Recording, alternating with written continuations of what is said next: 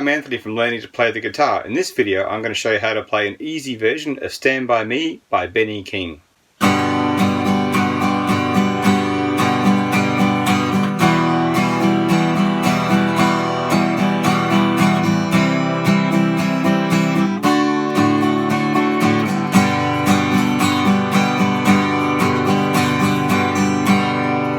The first chord in the song is the G, which is the first finger up here on the second fret of the 5th string, second finger on the 3rd fret of the 6th string near your head there, third finger squishes down the bottom, that's G major. Second chord is E minor, so the trick to getting to E minor from G is that this first finger will actually be in the same spot. You might slide it back a little bit and the second finger joins down just underneath, and that's E minor. Alright, so then the next chord in the song here is going to be C major, and to get to C major we can get the bottom finger of this pair in the same spot, and the first finger will come down to fret 1 of string number 2 from the floor, third finger will jump out here on fret 3 of the A string, the number 5 string from the floor. And this chord I'll generally try and avoid hitting that E string if you can. If you do as a beginner, that's okay. So 5 strings down we've got C. Next chord is D, and to get to D you have to jump everything and make that triangle shape. First finger, second finger and third, making that triangle shape on the bottom 3 strings. 4 or 5 strings here is good. 5 down to the floor, sorry. And finally we go back to G, and again we just have to jump everything. So the 2 fingers come up, 1, 2 and third down the bottom, and you're back to G. So for this easy beginner version of Stand By Me, I've created a simple strumming pattern which you can use throughout the entire song. So the basic strumming pattern in every bar will be down, down, up, down, up, down, up. Or this can be counted as 1, 2 and 3 and 4 and. So as you can see I'm strumming down on the numbers and then up on the ands, which is actually written as a plus on the sheet music.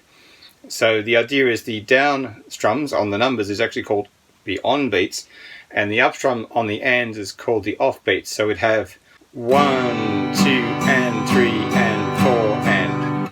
So the structure of the song is 2 bars of G, 2 bars of E minor, a bar of C and a bar of D, and then 2 bars of G on the end, and then it repeats again. So if you're doing a loop as it does through the verses and the chorus of the song, you end up with 4 bars of G in a row as you go through. So I'll do each part nice and slow with the strumming pattern so you can sort of pick it apart. So here we go with the G, 1, 2 and 3 and 4 and. The second one same, 1, 2 and 3 and 4 and. The next one, 2 bars of E minor, 1, 2 and 3 and 4 and. 1, 2 and 3 and 4 and. Then you've got a bar of C, which is 1, 2 and 3 and 4 and then a bar of D, 1, 2 and 3 and 4 and.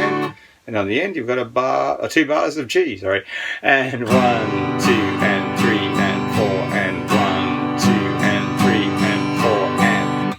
So normally the song is in the key of A major, which will mean a different bunch of chords, and if you're going to play the song in the correct key you actually end up with an F sharp minor bar chord in that sequence, which is actually quite hard.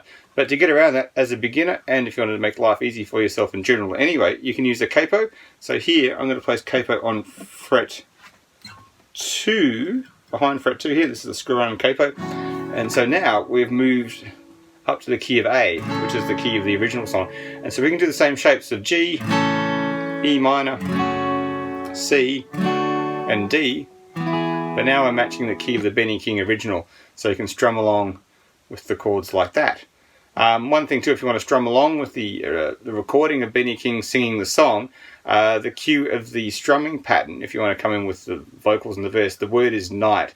So if I do a little demo, when the night has come and the land is dark and the moon is the only light we'll see. So that's sort of how it fits with the singing. There is a guitar on the original, but it's very low in the mix, you can barely hear it.